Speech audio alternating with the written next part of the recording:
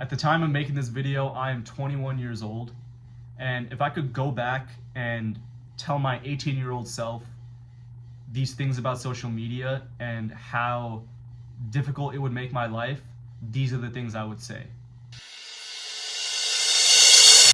Now, a couple months ago, I had put this on my Instagram story, and this blew up in terms of my normal Instagram viewers on my stories. My normal Instagram stories do 3,000 to 4,000 views. This did 7,000 to 8,000, so double the amount. And considering my following count, that is a lot of engagement.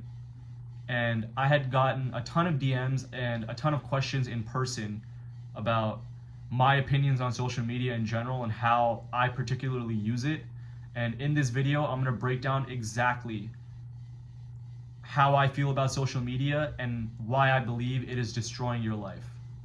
Now, before we continue with the video, make sure to go like and subscribe. Make sure to go and like this video right now because it helps with the algorithm, and make sure to go subscribe to my channel because we're on the road to 10K subscribers. Now, let me really quickly break down this post that you guys saw on the screen.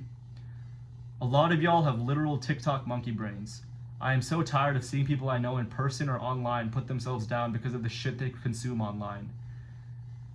You know that social media is fake, yet you envy the lifestyle and cars and think less of yourself. You develop a complex that you need to be like X person in order to be happy. Social media and Hollywood should be perceived like the WWE, scripted performative theater. Be ready to critically think every time you open a social media platform or don't use it at all. That's the only way to better your mental health. Lock in, fam. Now, we're in 2025. If you don't know by now that social media and Hollywood is fake, you're straight up a sheep. Like you're just cooked. Like there's no amount of motivation or things online that you can see that is gonna help you. But most of us do know that social media is fake, that 99% of the things that we see online are not how they are in person at all. And I'm sure that the people watching this, you guys watching at home, have seen it for your own eyes, that you meet someone or you see someone on social media every single day in person and they're nothing like how they are on their Instagram account or their TikTok. And they're not living the life that they portray on social media. Now, unfortunately, that doesn't stop us. That doesn't stop us from going on social media every single day, comparing ourselves to other people, comparing ourselves to how people look, their lifestyle, and what they currently do on a day-to-day basis and what they promote. It doesn't stop us from looking at half-naked girls. It doesn't stop us from doom scrolling. It doesn't stop us from doing any of this stuff. And that's why I say that a lot of y'all have literal TikTok monkey brains, because no matter how hard you try, and even though you know it in the back of your head, you still can't get off social media. I am a very, very big believer in the fact that if you are not monetizing your social media platforms, that you shouldn't even be on it.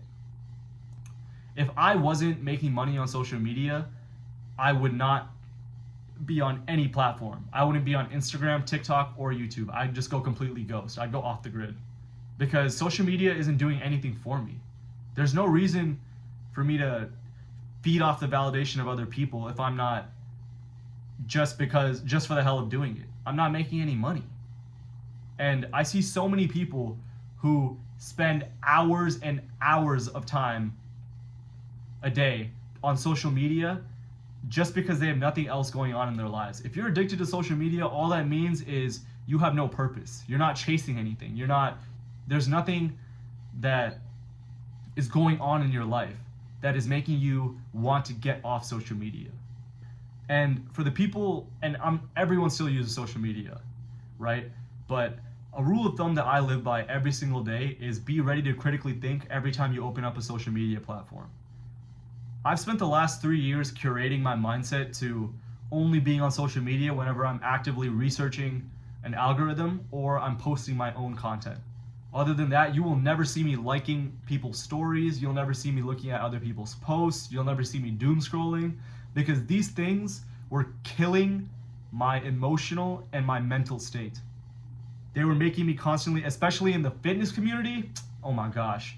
I was comparing myself to other people every single day physically. I was asking myself why I don't have as much money as this person, why I don't have the sponsors that this guy has, why I don't have the girlfriend that this guy has. And that will destroy you as someone who's chasing their dreams, and you're looking at people at the finish line when you haven't even started your own path. And that is the biggest mental model mistake that you can make in your early 20s, is constantly comparing yourself to people on social media. So I'm telling you this now, you must get off social media if you're trying to build yourself as a person. It's that simple. And that brings me to my next point. Social media is softcore porn. It's that plain and simple. It doesn't matter how many excuses you tell yourself, but social media is softcore porn. I call it a gateway to actual lust. Now, I'm a big believer in conquering lust. Conquering lust is truly the only way that you'll have mental clarity throughout your day. Especially as a young adult, it's hookup culture and gooning. It's running rampant. It's worse than it's ever been. And that was one of my biggest vices, on the self-improvement path was lust. And I'm very, very proud to say today that I think I have a very, very good grasp on it. And a huge way that I was able to cut off the lust aspect of my life was drowning out social media. I tried to do the whole red pill nonsense of going on my explore page and clicking not interested in, models and fitness models on my Instagram, but sooner or later those will always crawl right back into your feed, and it just makes it worse. It honestly does. And whenever you're doom scrolling and you see half naked girls on TikTok dancing, it puts you in a very, very foggy brain space, and the lust factor starts creeping back into your life that you worked so hard to get rid of. So if you want to conquer lust today, you must get off social media. Now that leads me to my third point, vanity metrics. The two biggest problems I see with vanity metrics are followers and money. What will followers or money truly do for you as a human being if you have no morals, you have no principles, and you don't have your health or family? Many of the people, and I can tell you this firsthand, I've been making content for 2 years. I've met a ton of influencers and a lot of people who make their living off social media, and I've met many rich people. But other than one or two of them that I can think of off the top of my head, I would not trade my life with anyone. Because the thing you have to realize, which is why I say it's so important to critically think on social media, is every single time I would go into the headspace of, damn, I wish I had this person's lifestyle. I wish I had this person's car. I would think back to the fact that this person probably is not as healthy as I am. This person is not as healthy as I am. And I also have something that many people would die to have, and that is a good family. And when you start thinking about these things, it puts you in a new frame of mindset that you cannot care about these vanity metrics when it comes to people. A lot of people that I know on social media are too embarrassed to even say what they do on social media in person and how they make their money, because they know that it is not a righteous path. But, who cares? I'm making money off of it. So as long as I make my money, I don't have to tell people about it in person. That is not a good way to live. That's not how I want to live. I'm sure there are people watching this who are okay with selling their souls for a bit of cash, because when you're scarce on money, that's all you can think about. But I'm telling you guys right now that these vanity metrics do not matter. Followers do not matter. Some of the worst and most arrogant, egotistical people I've met have millions of followers. What's very important to understand is a lot of the people that you watch on your phone screen, whether guy or girl, they're in their early 20s or mid 20s. Their opinion is 100% going to change in the next 5 years. That's why I say you should never ever take any influencer seriously, including myself. Of course, I'm biased. I think the type of self-improvement content that I post is very beneficial, because I just don't want somebody to go through what I went through as somebody in Gen Z who had to figure out these things about the rage of social media on his own. I want to be able to help people in that regard, and give people the advice that I wish I had when I was depressed and lonely at 17 years old. But bottom line, all these influencers you see, they're not going to have the same opinion they have now in 5 years. It's still an adolescent young mind. Our prefrontal cortex isn't done developing until we're 25 years old. Now, sure, there are a few good ones, especially in the fitness community.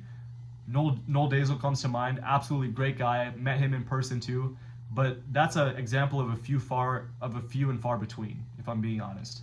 Now, I also want to read out a post I saw the other day on Instagram that I really, really resonated with, and it says, "Don't let Instagram fool you. There are people with only 3 to 9 likes who have plenty of friends. People with 100 likes who are lonely as fuck. Couples who look so happy together yet are miserable as hell. People who don't post pictures of themselves and their significant other but are in a beautiful, loving relationship. People who know each other very well but appear as strangers. People who are up to their neck in debt yet live lavish Instagram life. Remember, this is not real life. Appearances are just that, appearances." And that leads me to my final point. Appearances are just appearances. It is that simple. Stop looking at relationships online and wishing you had that, because you have no idea the type of shit that goes on in that relationship behind closed doors. Some of the most toxic relationships I have ever seen in my life in person look beautiful on social media, and some of the most loving relationships that I've seen in person, they're not on social media at all. I wouldn't even be able to, I wouldn't know that this person had a girlfriend or this girl had a boyfriend. There are some people that I know who get 10 likes on their posts and they're super content with their lives. And then there are people I know who are Instagram famous, who make no money and are make a minimum wage salary and are miserable as hell. But they have to keep going because of the validation they receive on social media. There's people that I know in person who I'm very, very good friends with, but on social media we're strangers, we don't follow each other. And then there's also a ton of influencers and people that I know who post lavish Instagram lives of them living it up in Highland Park Village, taking notes in a cafe, manifesting their reality and taking pictures of supercars when it's someone else's car and they can't even afford to be in that area and they're barely struggling to make rent that month. Appearances are just appearances. And that is why it is of utmost importance that you learn to control yourself on social media. If I had to give one piece of advice to take away from this video, is if you are not monetized on social media, you should not be on it for more than 30 minutes a day. Simple. And if you're unable to only be on social media for about 30 minutes a day, then all that means is you have no purpose in your life. And you need to find that purpose and work on it every single day. Because otherwise, you will go through what I went through when I started my self-improvement journey, and that is horrific depression, anxiety, comparing yourself to other people, and being mentally broken. And the only reason I was able to turn that tide is because I understood the social media game after 3 years of doing the hard fucking work. I hope you guys enjoyed this video. Make sure to check out my recent video right here. Make sure to like, share, subscribe if you're new. And if you have any more self-improvement videos you guys want me to make, drop it in the comments below. I'll see you guys next time. Peace.